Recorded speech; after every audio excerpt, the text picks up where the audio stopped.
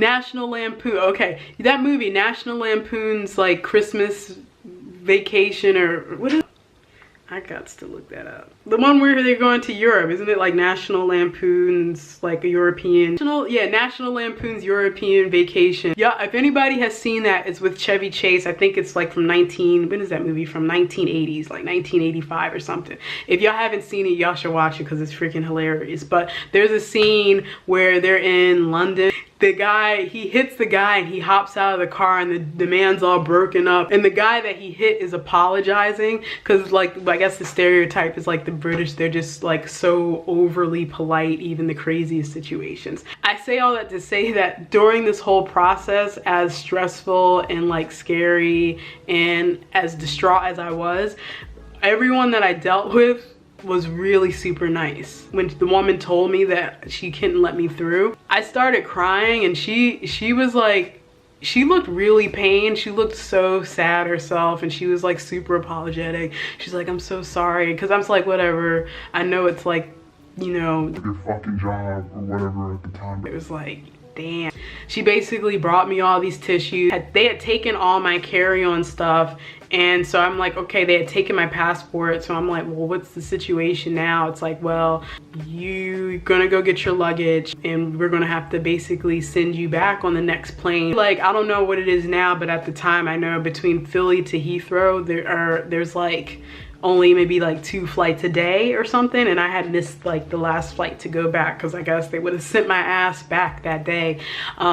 So I had to stay the night and catch the next flight the next morning, and they were going to keep my passport. Luckily, they would let me leave. Well, not luckily, but they were going to let me leave the airport. So at that time, I was like, shit, I didn't have a way. I had like my phone, but I didn't really have, of course, I didn't have a SIM card or anything like that. So I was like, oh, damn, I gotta like, all right, I gotta call Shannon. But like, it was just so many things rushing through my mind, because it's like, what are we, it was just crazy, because I'm like, Shannon's there at the farm, like, what's gonna happen now? Like, you know, I was supposed, this wasn't supposed to go this way. This wasn't supposed to happen. Like, I was like, shit. So they took me back. I got fingerprinted.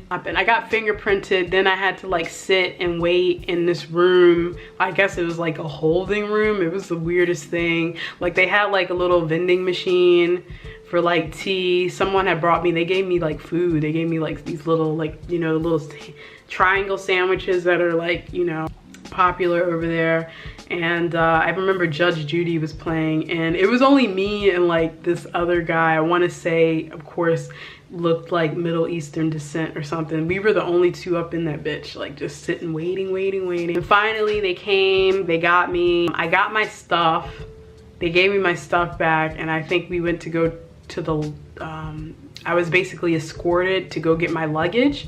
Like, all of this was like, oh, and on top of this, you know, it's like a, what, 7-hour flight from Philly. So I was like tired, like I hadn't slept this whole time. I'm jet lagged. So we went to the baggage claim, waited. We went to check with the officer, or the, you know, like the information, luggage claim information, whatever you call that.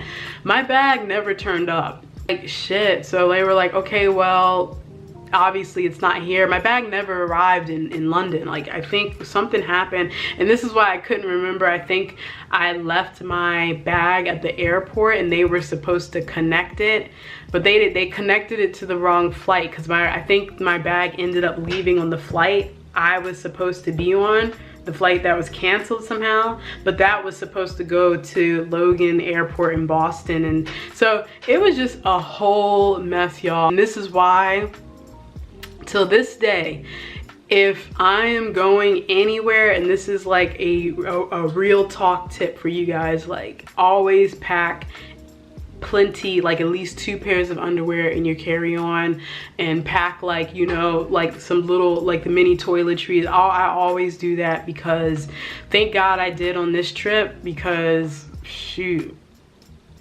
not only am I getting deported, like I'm wearing like dirty underwear. I'm getting deported and I'm musty, like. So yeah, that wasn't it. So they let me go, and I remember the whole day I was just crying. I was crying all day long. I think I remember calling my mom just in tears. I'm wandering around the airport trying to figure out what the hell I'm gonna do. So I was like, well, okay, I gotta like find a place to stay. I guess I need to try to find a hotel room. And it's so funny thinking about, because this was just 2009. Like, what is this? It's like, damn, that was almost 10 years ago.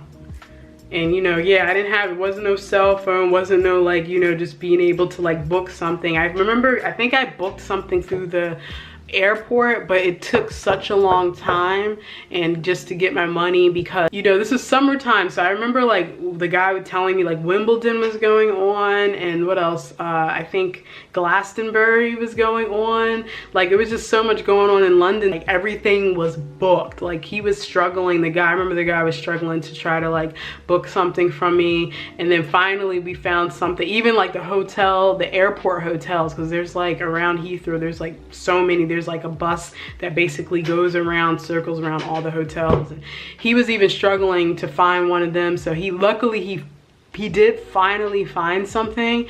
And it was like, I remember, I think I must have paid like, how much was that room?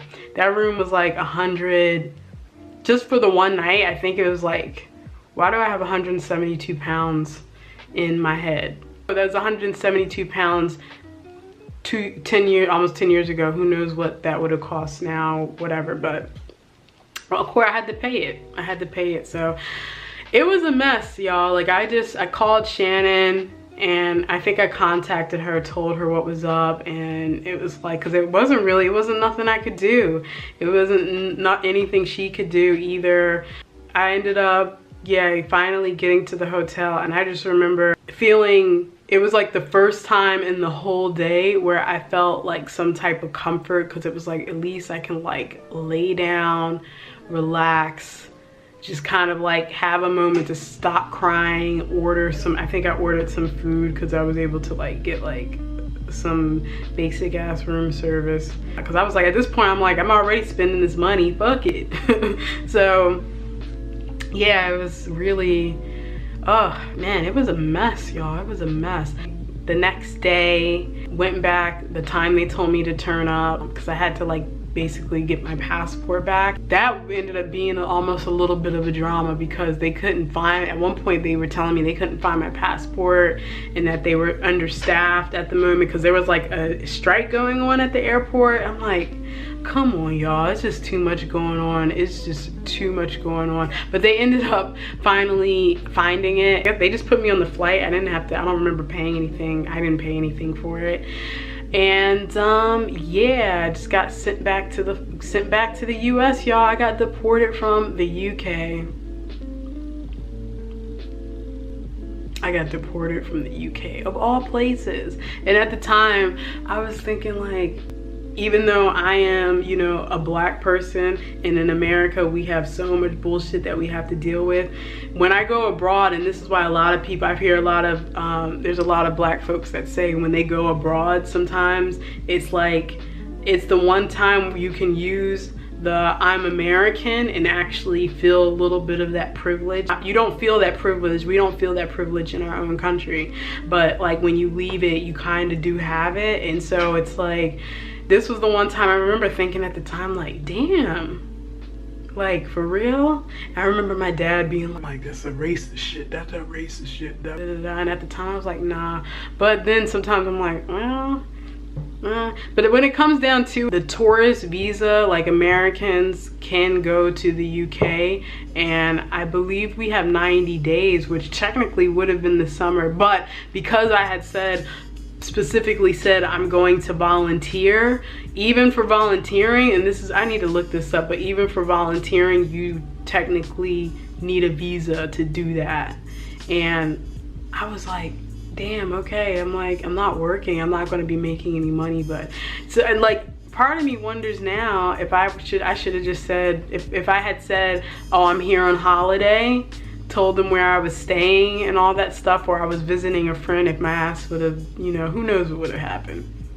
I feel like I have a strong feeling that I would have gotten through and it wouldn't have been any issue. I don't know, who knows? I didn't finish. So yeah, I ended up going home and was pretty much like depressed the whole summer. I kind of also felt bad for the longest time because she, you know, the only reason she even went on that trip was because of me. You know what, in the long run, it's probably the way that everything went down, probably it's for the best, because I think the that farm ended up being a bit of a scam from what she told me, because she ended up going there and she didn't even stay the whole summer. She left. She had some family members in the UK, I think, that she stayed with, and then she pretty much kind of made a little trip out of it for herself, since it was like her first time to the UK.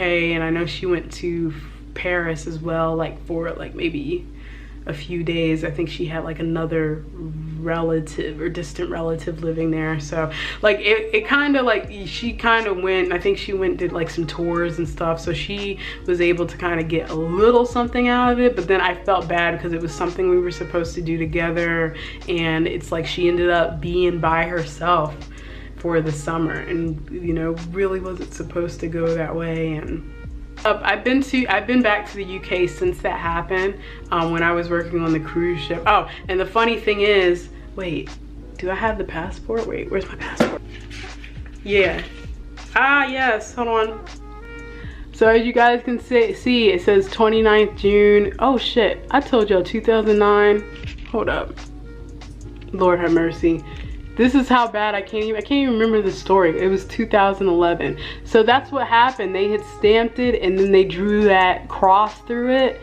And so yeah, that pretty much means, like, I guess, I don't know, you've been marked. I've been marked. But marked by the beast. By the UK immigration beast. But anyway, a few years later, when I was on the ship, maybe like 2 years later, I was back in London. And when you're working on the ship, they kind of keep everybody's passport in one place. When you're coming into ports, they have their immigration officers actually come onto the ship to check. And I remember getting pulled aside and they asked me about it, and I told them what happened, and then they were like, oh, okay. My deportation stayed on record for, I believe, 5 years after. So now it's like, if I go to the UK, I don't think there's going to be any issue, most likely. And like I said, I've been to the UK twice since that's happened. If you guys enjoyed the story, please leave your comments down below, any questions. Feel free to connect with me. And I actually have a couple of announcements coming up, but you gotta stay tuned to Nomad Peeps TV, as one of my projects that I've been working on for the past few months is going to be coming to fruition, and I'm going to introduce this cool project, and I'm so excited. Yeah, please stay tuned. Make sure you are getting your notifications. Make sure you are clicking that bell so you know when I drop an episode. Please hit that bell. Please subscribe if you dig it. I am working on so much more content, working on more entertaining videos, and you know, also helpful videos, because recently I've been having a lot of people hit me up via Instagram with questions about like traveling. So I'm working on having a place to kind of put all this information, at least my experiences, in the way, putting it all in one place where it can help other people who are trying to make the step to, you know, getting out there, making that nomad life a reality. So anyway, peeps, that's it for today.